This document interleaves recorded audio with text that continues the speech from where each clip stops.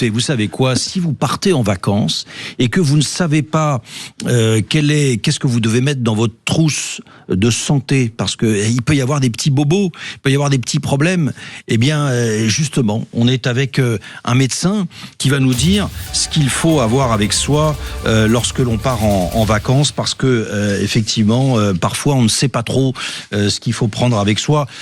Quels sont les indispensables qu'il faut avoir avec soi lorsque l'on part en vacances? Bonjour à tous. Bonjour Daniel Simeka, soyez le bienvenu sur l'antenne de Sud Radio. Voilà, on a fait un petit tour par Sisteron et puis on se disait, avant de poursuivre notre chemin, qu'est-ce qu'on doit mettre dans la besace et dans l'armoire à pharmacie ambulante qu'on doit avoir avec soi? Oui, alors je ne crois pas que Sisteron soit plus dangereux qu'une autre ville, mais d'une façon générale, quand on est en famille et qu'on part en vacances, il faut d'abord prévoir les petits moyens physiques avant de penser aux médicaments, c'est-à-dire des pansements pour tous les petits bobos, une paire de ciseaux. Selon la région, évidemment, toujours une pince à épiler et puis un attrape-tique aussi pour retirer les tiques, des compresses de désinfection non alcooliques. Faut surtout pas oublier aussi la crème solaire, les protections solaires, particulièrement pour les enfants, mais bien évidemment pour tout le monde.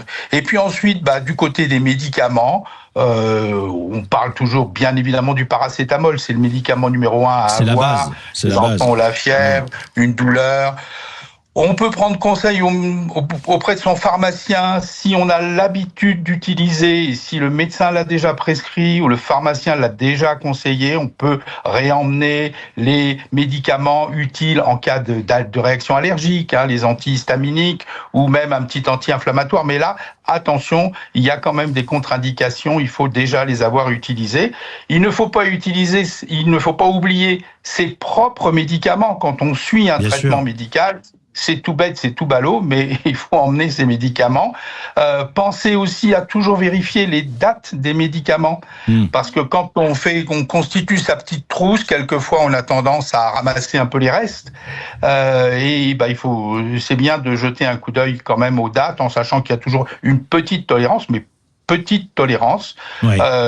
Voilà ce qu'on peut dire pour une trousse de base. Bien évidemment, là, on se place dans le cadre d'une famille qui part en France, etc. Si c'est à l'étranger, si c'est des choses spécifiques, c'est autre chose. On va compliquer un petit peu les choses, parce que sinon c'est trop facile pour vous, docteur Daniel Simeka. Si vous êtes sur la route des vacances, sur le chemin d'une randonnée, alors quand on fait une petite randonnée autour d'un lac ou en bord de mer, il peut y avoir quelques égratignures. Il peut y avoir aussi, pourquoi pas, quelques piqûres de serpents ou des morsures de serpents. Moi, c'est ma grande terreur. C'est pour ça que je vous dis ça ce matin. Alors, on n'y penserait pas forcément dans une trousse à pharmacie, mais est-ce qu'il y a quand même quelques indispensables à avoir avec soi pour pouvoir faire face en cas de morsure ou d'égratignure? Oui, ou même de piqûres d'insectes qui donnent de fortes réactions. Si en plus on sait, mais d'une façon générale, si on est dans une région où il y a des serpents, les pharmaciens sont la meilleure porte d'entrée pour le conseil et pour délivrer. Il y a des petits systèmes injectables en cas de grosses réactions.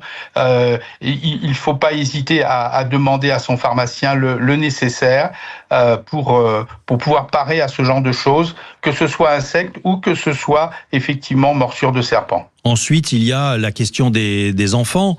Quels sont les éléments indispensables pour faire face, et quels sont les bobos les plus fréquents pour les enfants? Alors, les bobos les plus fréquents en dehors évidemment, on vient de le dire, des chutes, il faut avoir les pansements, il faut avoir une bande pour enrouler, pour attacher les compresses, etc. Et puis, les enfants, il y a beaucoup de troubles digestifs aussi, ils sont fragiles, les vomissements, les diarrhées, donc là encore, demander conseil à son pharmacien, ne pas faire de l'automédication un peu sauvage, mais il y a quand même des médicaments qui se vendent sans ordonnance, assez anodins, pour stopper une petite diarrhée qui qui interviendraient ou quelques vomissements ou quelques douleurs au ventre. Merci infiniment Daniel Simeka d'avoir été notre invité dans les conseils de l'été. Vous le savez, tous les matins aux alentours de 9h moins 10, on vous donne quelques conseils, des conseils pratiques. Dans un instant, la météo et les informations à suivre. À tout de suite.